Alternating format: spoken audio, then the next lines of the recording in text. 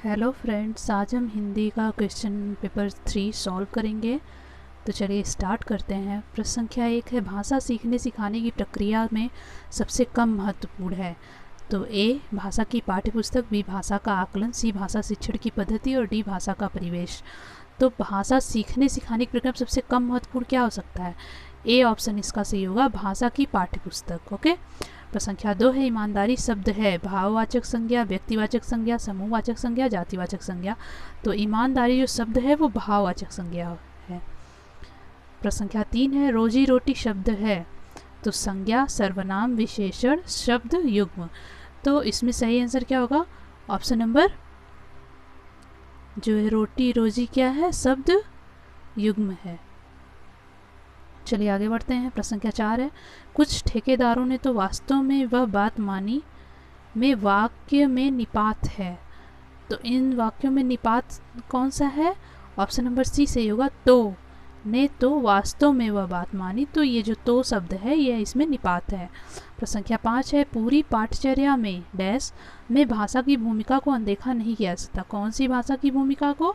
ज्ञान निर्माण, व्याकरण निर्माण, आकलन निर्माण, मूल्य निर्माण। तो ज्ञान निर्माण के भाषा की भूमिका में अनदेखा नहीं किया जा सकता।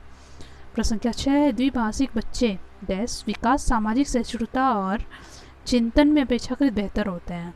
तो इसमें क्या भरा जाएगा? ऑप्शन नंबर ए, संज्ञानात्मक विस्तृत, संक्रियात्मक सीमित, संक्रियात्मक केंद्रित या संज्ञानात्मक सीमित। तो इसमें ऑप्शन नंबर ए सही होगा, संज्ञानात्मक। द्विभाषिक बच्चे संज्ञानात्मक विकास, सामाजिक सहिष्णुता और विस्तृत चिंतन में अपेक्षाकृत बेहतर होते हैं। चलिए प्रश्न संख्या 7 देखते हैं, निम्न में से किसके अभाव में हम पढ़ नहीं सकते? 12 खड़ी से परिचय, वर्णमाला की क्रमबद्धता का ज्ञान, संयुक्ताक्षरों की पहचान तथा लिपि से परिचय।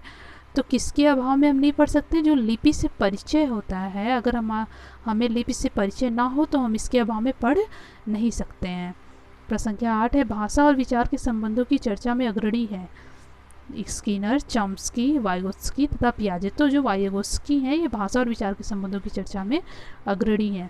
प्रश्न संख्या 9 है, प्राथमिक स्तर पर भाषा शिक्षण के संदर्भ में सर्वाधिक महत्वपूर्ण है कि बच्चे लिखी छपी सामग्री को बोल बोल कर पढ़ सकें, बी अक्षरों को जोड़ जोड़ कर पढ़ सकें, सी शब्दों को जोड़ जोड़ कर वाक्य पढ़ सकें तथा डी लिखी छपी सामग्री का अर्थ समझ सकें। तो प्राथमिक स्तर पर भाषा शिक्षण के संदर्भ में सर्वाधिक महत्वपूर्ण है कि बच्चे लिखी छपी सामग्री का अर्थ समझ सकें। चलिए आगे बढ़ते हैं।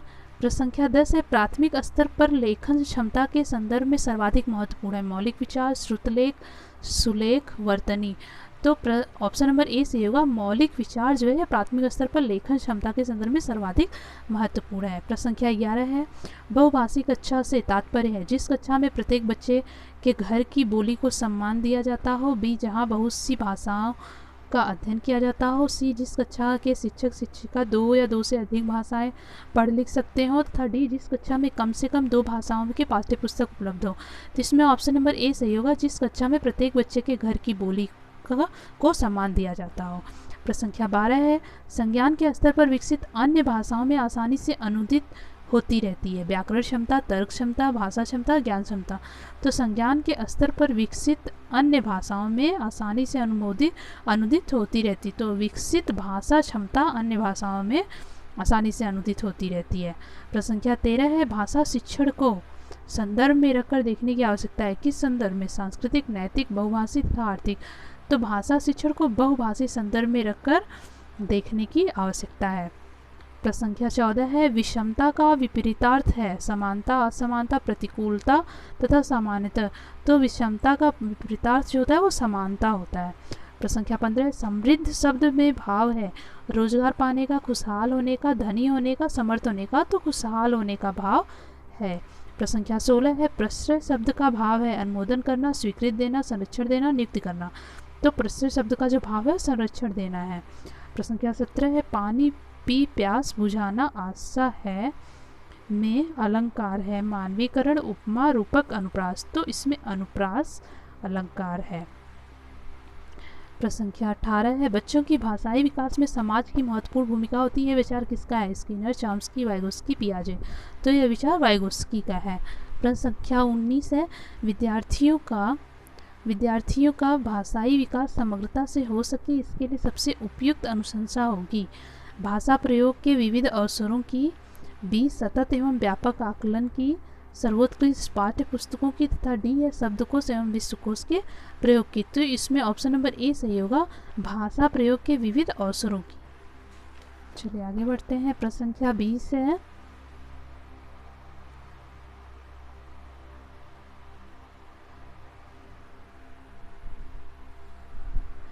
प्रश्न संख्या 20 है भाषा की प्रश्न संख्या 20 है भाषा की कक्षा में भाषाई खेलों का आयोजन मुख्यतः ए आकलन का काम करता है, बी रोचकता और जोश लाता है, सी अध्यापक के काम को सरल बनाता है और डी भाषा सीखने की प्रक्रिया में स्वाभाविकता लाता है। तो इसमें ऑप्शन नंबर बी सही होगा, रोचकता और जोश लाता है।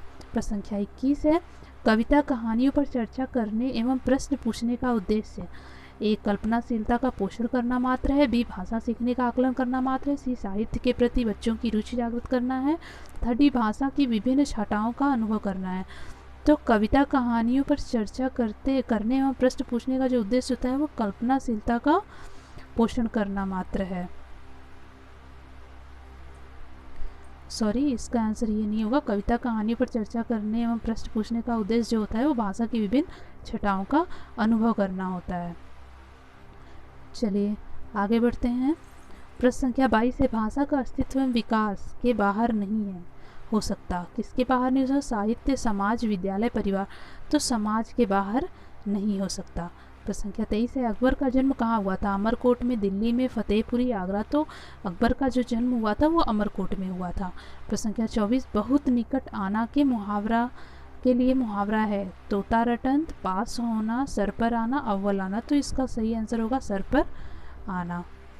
चलिए आगे बढ़ते हैं। प्रश्न संख्या 25 है भाषा ए नियमों की जानकारी से ही निखरती है, बी विद्यालय में ही सीखी जाती है, डी एक नियमबद्ध व्यवस्था है, तथा डी सदैव व्याकरण के नियमों का ही अनुगमन करती है। तो ऑप्शन नंबर सी इसमें से होगा, एक नियमबद्ध व्यवस्था है। प्रश्न संख्या 26 है वाचन पाठन वह जटिल अधिगम प्रक्रिया है जिसमें दृश्य श्रव्य सर्किटों का मस्तिष्क के अधिगम केंद्र से संबंध निहित है।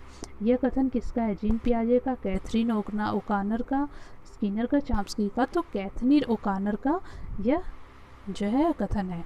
प्रश्न संख्या 27 है निबंध रचना में दो गुणों कला पक्ष एवं भाव पक्ष का ध्यान रखा जाता है, विचारों की क्रमबद्धता का संबंध किस पक्ष से है?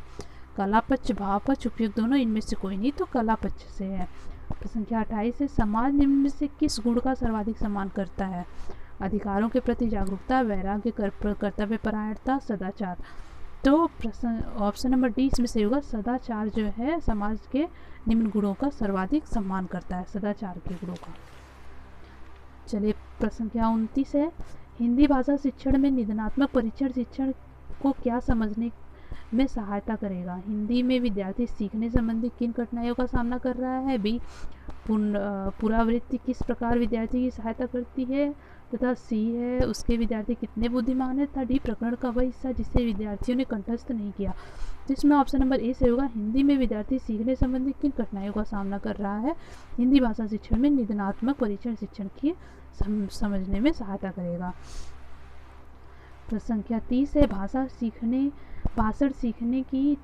सिखाने की प्रक्रिया का आधार मुख्य है। सीखने की प्रक्रिया में यहाँ क्या भरा जाएगा? पाठ्य पुस्तक, समाज सांस्कृतिक परिवेश, सृजनात्मकता का विकास, भाषा के लिखित रूप से परिचय।